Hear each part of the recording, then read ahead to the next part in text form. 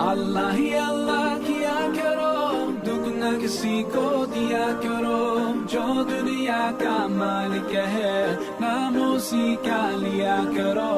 अल्लाह ही अल्लाह, अल्लाह ही अल्लाह, अल्लाह ही अल्लाह किया करो, दुख न किसी को दिया करो, जो दुनिया का मालिक है नाम उसी का लिया करो। अल्लाह ही अल्लाह, अल्लाह ही अल्लाह। Just like a sunrise can't be denied, no, just like the river will find the sea. Oh Allah, you're here and you're always near, and I know without أعوذ بالله من الشيطان الرجيم. بسم الله الرحمن الرحيم. الحمد لله رب العالمين. الحمد لله الذي بالذكر تطمئن القلوب، وبرحمته تغفر الذنوب، وبقوته تفرج الكروب. ثم الصلاة والسلام على أشرف الخلق بين الورى، حبيبي وحبيب إلى العالمين، محمد المصطفى صلى الله تعالى عليه وعلى آل بيته الطيبين الطاهرين وأصحابه الأخيار ومن سلك منهجهم إلى يوم الدين. Chers frères, chères sœurs, assalamu alaikum wa rahmatullahi ta'ala wa barakatuh. Aujourd'hui, par la grâce de Dieu, Inch'Allah, en ce premier jour du mois de Ramadan, nous allons essayer de nous entretenir sur la définition du jeûne en islam, car cela est très important pour le musulman. Avant de faire quelque chose, nous devons d'abord connaître la chose. Donc, raison pour laquelle, dans un premier temps, nous allons donner la définition du jeûne sur le plan littéraire, c'est-à-dire de façon littéraire, que veut dire le jeûne. Le jeûne en arabe qui veut dire as-sawm ou bien as-siyam. As-sawm veut simplement dire l'abstinence de. Donc, jeûner veut dire s'abstenir de quelque chose.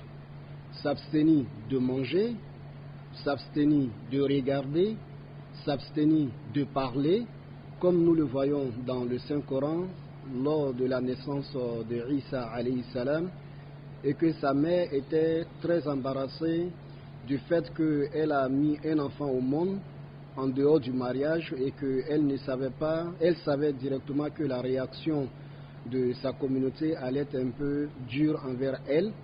Donc avec cette crainte, Allah subhanahu wa ta'ala lui a simplement dit de ne pas parler. Et ce jour-là, qu'est-ce qu'elle disait? Inni nadartu fafaquli nadartu lirrahmani sawman. Lorsque ta communauté te demandera d'où vient cet enfant ou comment tu as pu avoir cet enfant, dis simplement que j'ai promis au tout miséricordieux un jeûne. Et ce jeûne, c'était de s'abstenir de parler. Donc, de façon brève, le jeûne au sens littéraire, c'est s'abstenir de faire quelque chose. Et au sens juridique en islam, le jeûne veut tout simplement dire s'abstenir de manger, de boire, de relations sexuelles, de l'aube jusqu'au coucher du soleil, en ayant l'intention d'adorer Allah subhanahu wa ta'ala.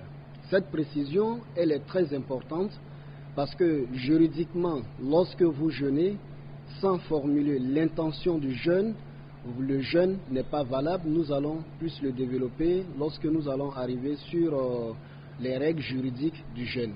Donc déjà, nous devons retenir qu'au sens, selon la jurisprudence islamique, le jeûne, c'est s'abstenir de manger, de boire et de l'acte sexuel dans un moment bien déterminé en ayant l'intention.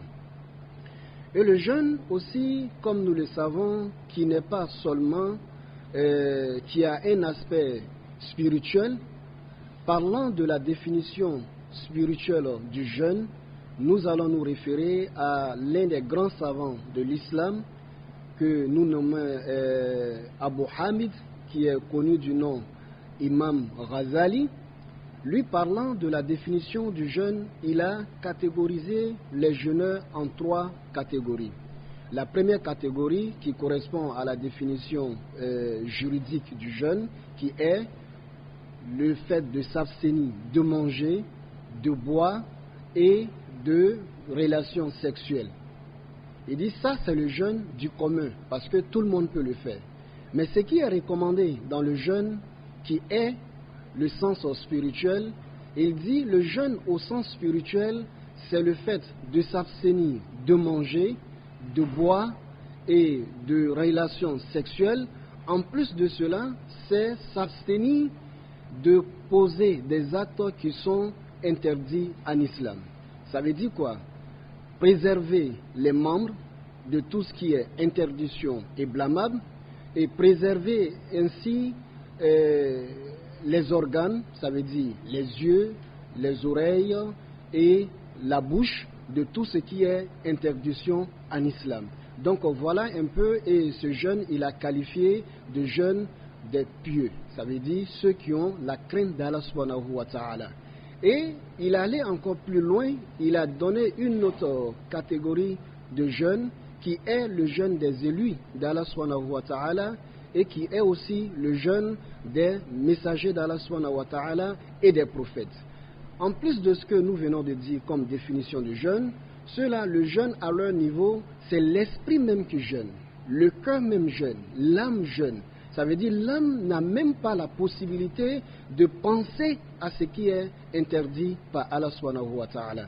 Donc voilà un peu les différentes définitions que nous pouvons donner, et le musulman doit quand même faire des efforts de pouvoir respecter la définition du jeûne au sens spirituel, parce que le jeûne, comme nous le savons, c'est une adoration d'Allah subhanahu wa ta'ala.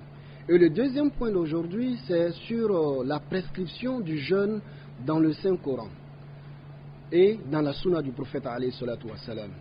Lorsque nous parlons du jeûne dans le Saint-Coran, Allah subhanahu wa ta'ala nous dit dans un verset, il dit شهر رمضان الذي أنزل فيه القرآن هدى للناس وبينات من الهدى والفرقان فمن شهد منكم الشهر فليصمه.